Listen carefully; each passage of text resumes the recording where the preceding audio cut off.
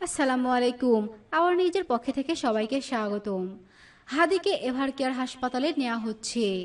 সন্ত্রাসীদের গুলিতে আহত ইনকলাব মঞ্চের মুখপাত্র শরীফ ওসমান হাদির অপারেশন সম্পন্ন হয়েছে।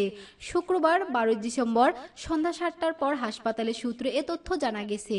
তাকে নেওয়া হচ্ছে রাজধানীর বসুন্ধরা এলাকার এভারকেয়ার হাসপাতালে। তিনি ঢাকা মেডিকেল কলেজ হাসপাতালে চিকিৎসাধীন ছিলেন। চিকিৎসকদের বরাত দিয়ে সাইদ হাসান জানান, ওসমানের মাথার ভেতরে গুলি পাওয়া যায়নি। গুলি এক পাশ দিয়ে ঢুকে আরেক পাশ দিয়ে বের হয়ে গেছে। মস্তিষ্কে অনেক রক্তক্ষরণ হয়েছে এবং খুলির ছোট ছোট টুকরো মস্তিষ্কের ভেতরে রয়ে গেছে। চিকিৎসকরা খুলি সরিয়ে রক্ত বের করার সিদ্ধান্ত নিয়েছেন। আঘাতটা মস্তিষ্কের স্পর্শকাতর জায়গায়, তাই চিকিৎসার যে কোনো প্রক্রিয়া খুবই ঝুঁকিপূর্ণ।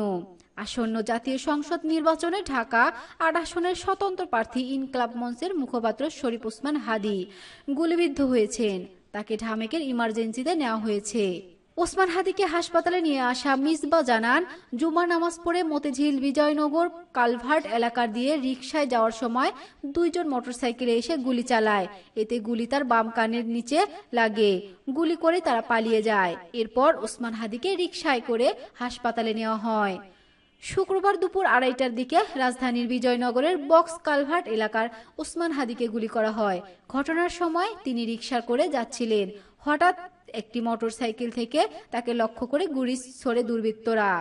পরে গুরুতর আহত অবস্থায় তাকে ঢাকা মেডিকেল কলেজ হাসপাতালে নেওয়া হয়।